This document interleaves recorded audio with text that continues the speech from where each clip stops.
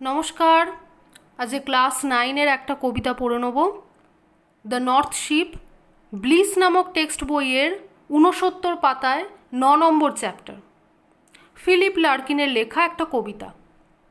কবিতা পড়ার আগে আমরা একটু কবি পরিচিতি দেখে নিই। Philip Arthur Larkin, 1922 to 1985, was a renowned English poet and novelist. His first book of poetry was The North Ship. তাহলে ফিলিপ আর্থার লার্কিন, যার জন্ম 20 শতকে এবং ইনি একজন বিখ্যাত ইংলিশ কবি এবং ঔপন্যাসিক ছিলেন, এবং এনার প্রথম কবিতার বই হচ্ছে দ্য নর্থ শিপ। ওখান থেকেই আমাদের কবিতা নেওয়া হয়েছে দ্য নর্থ শিপ। কবিতার বইয়ের নামও ছিল নর্থ শিপ, আমাদের কবিতার নামও নর্থ শিপ।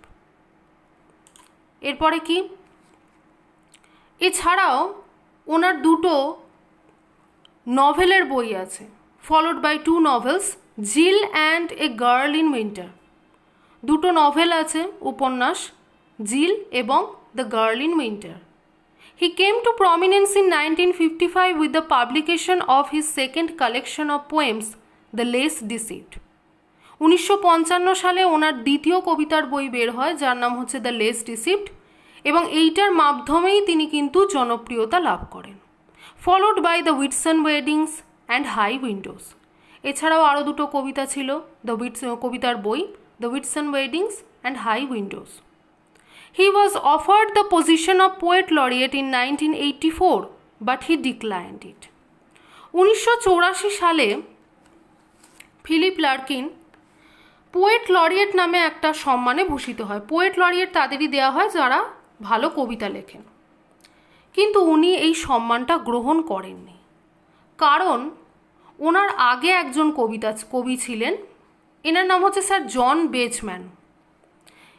ফিলিপ লার্কিনের বক্তব্য যে এই জন বেচম্যান, হ্যাঁ, এই যে ওনার আরও অনেক ছবি ছিল, আমি ইচ্ছে করে এই ছবিটা বেছে নিয়েছি তার কারণ এই লকডাউনের সময় আমাদের একটু হাসা দরকার। স্যার জন বেচম্যান, ইনি ফিলিপ লার্কিনের আগে পোয়েট লরিয়েট সম্মানে বহুবার ভূষিত হয়ে এসছেন।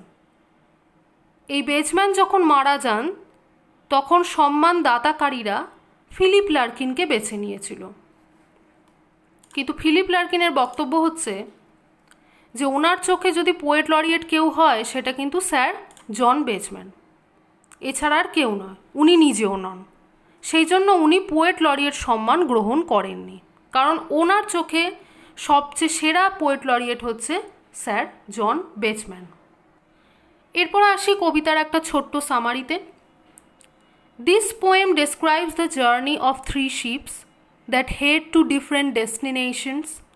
While 2 ships return back, one presses forward and faces perils to continue its long onward journey, almost like a symbol of aspiration that overcomes all obstacles. এই কবিতায় 3টে জাহাজের কথা বলা হয়েছে, যে 3টে জাহাজ সমুদ্র তীর থেকে ছাড়িয়ে একটা যাত্রা শুরু করছে। সেই যাত্রার উদ্দেশ্য কি না, নতুন নতুন দেশ আবিষ্কার করা এবং সেই সমস্ত দেশে উপনিবেশ স্থাপন করা। ভুলে গেলে চলবে না, এই যে সময়ে কবি লিখছেন সেই সময় কিন্তু ইংল্যান্ডে, শুধু ইংল্যান্ড কেন, ইউরোপের যে কোনো কান্ট্রি থেকে জাহাজ বার করে, সমুদ্রে জাহাজ ছেড়ে দিয়ে সেই জাহাজে করে নতুন নতুন দেশ আবিষ্কার করা, রওনা দেয়া, সেই সমস্ত দেশগুলোকে উপনিবেশ বানানো, এই ব্যাপারটা যেন বড্ড বেশি ছিল। এবং এই সময় কিন্তু ভারতবর্ষে উপনিবেশ স্থাপন, আমেরিকা আবিষ্কার, এই সব কিছু কিন্তু ইউরোপিয়ানদের এই চাহিদা থেকেই তৈরি হয়েছে।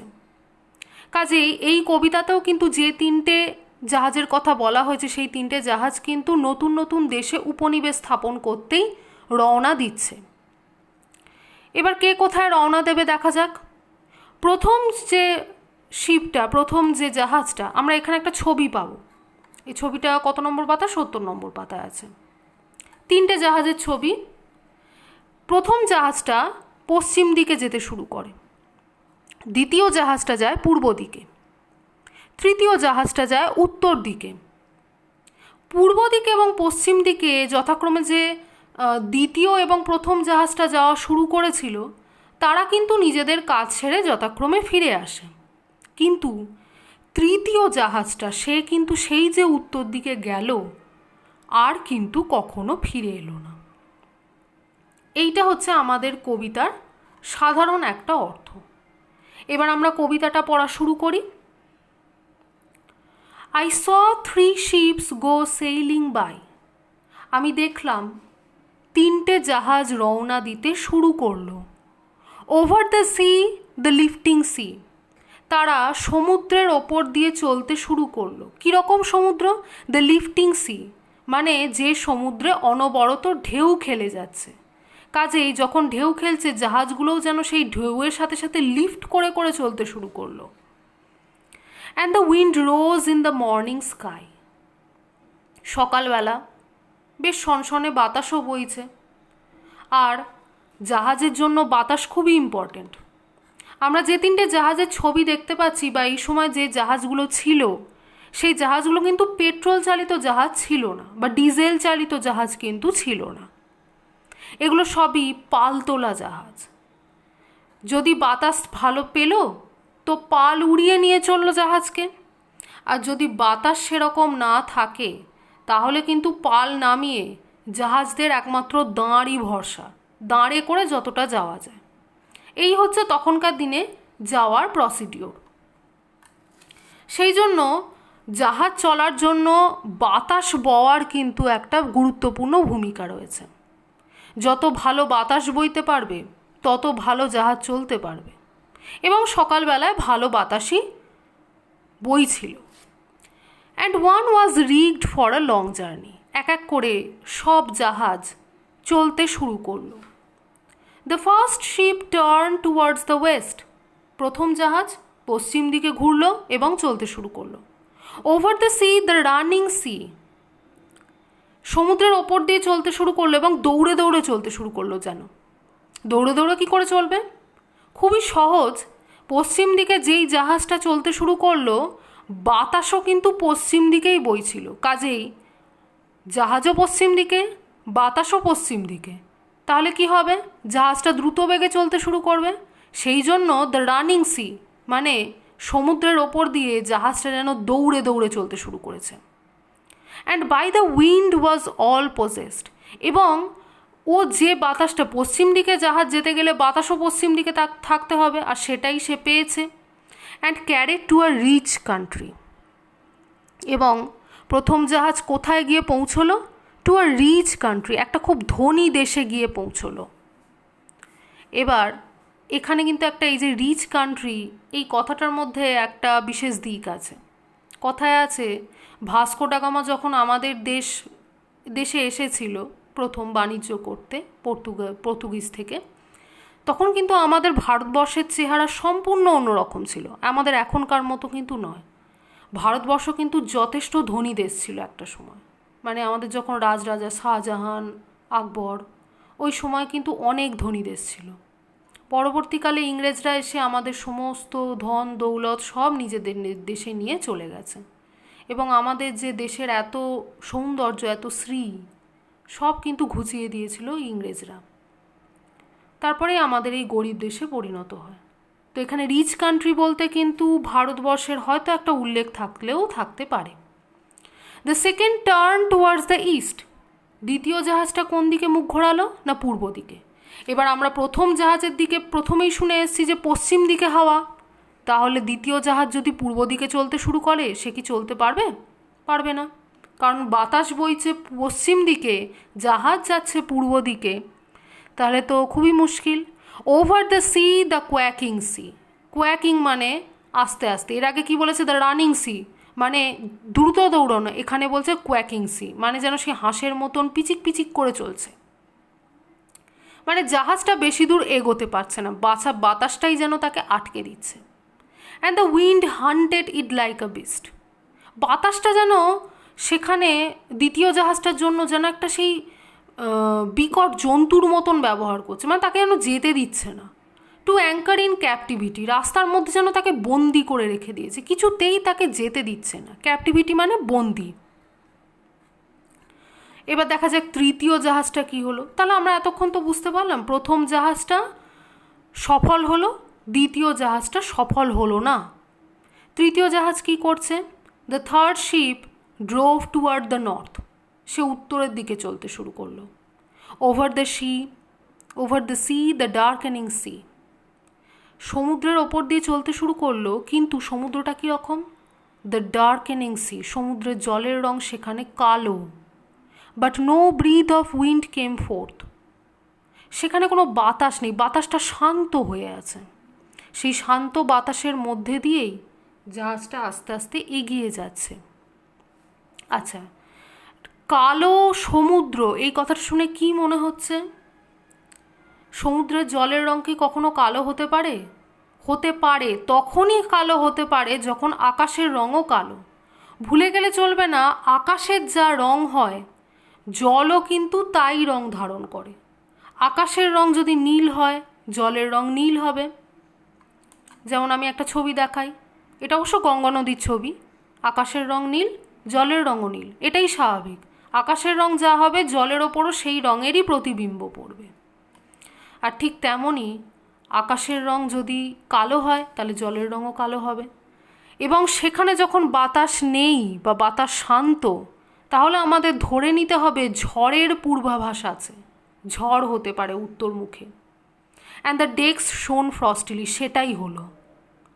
আকাশে বিদ্যুৎ চমকালো এবং সেই বিদ্যুতের আলোয় দেখা গেল ওই যে তৃতীয় জাহাজটা, তার ডেকটাকে, ডেক মানে পাটাতন। The northern sky rose high and black over the proud, unfruitful sea. East and west the ships came back, happily or unhappily. সেটাই হলো, উত্তর দিকের আকাশে আস্তে আস্তে মেঘ জমতে শুরু করলো, কালো রঙের মেঘ, এবং তার সঙ্গে সমুদ্রটাও যেন উত্তাল হয়ে উঠছে। East and West the ships came back, পূর্ব এবং পশ্চিম থেকে যথাক্রমে সেই জাহাজগুলো ফিরে এলো, প্রথম এবং দ্বিতীয় জাহাজ। হ্যাপিলি অর আনহ্যাপিলি, কেউ হয়তো খুশি হয়ে ফিরে এলো, কেউ হয়তো অখুশি হয়ে। স্বাভাবিক, পশ্চিম দিকে যে জাহাজটা গেছে সে তো একটা রিচ কান্ট্রি খুঁজে পেয়েছে, so he will be happy naturally. কিন্তু পূর্ব দিকে যে জাহাজটা গেছে সে তো আনহ্যাপি হবে, সে বেশি দূর যেতে পারেনি। But the third went wide and far, কিন্তু উত্তরমুখী জাহাজটা অনেক দূর চলে গেছে।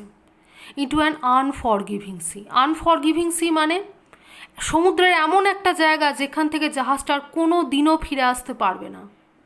আন্ডার এ ফায়ার স্পিলিং স্টার,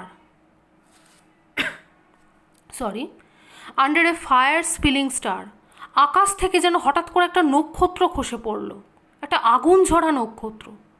কি হলো সেটা? নক্ষত্র নয়, সেটা আসলে বাজ পড়ল। আকাশ কালো হয়ে উঠেছে, ঝড় উঠছে এবং আকাশ থেকে বাজ পড়ল। And it was rigged for a long journey, এবং সেই বাজ, সেই ভয়ঙ্কর পরিস্থিতির মধ্যে জাহাজটাকে দেখে যেন মনে হচ্ছে জাহাজটা অনেক দূরের একটা যাত্রা শুরু করেছে। অর্থাৎ কি, জাহাজটার পতন ঘটল বা মৃত্যু ঘটল। এবার এই তো গেল কবিতার একটা সাধারণ অর্থ। তিনটে জাহাজ, তার মধ্যে দুটো, একটা সফল হলো, একটা অসফল হলো, একটা যাত্রা পথেই হারিয়ে গেল।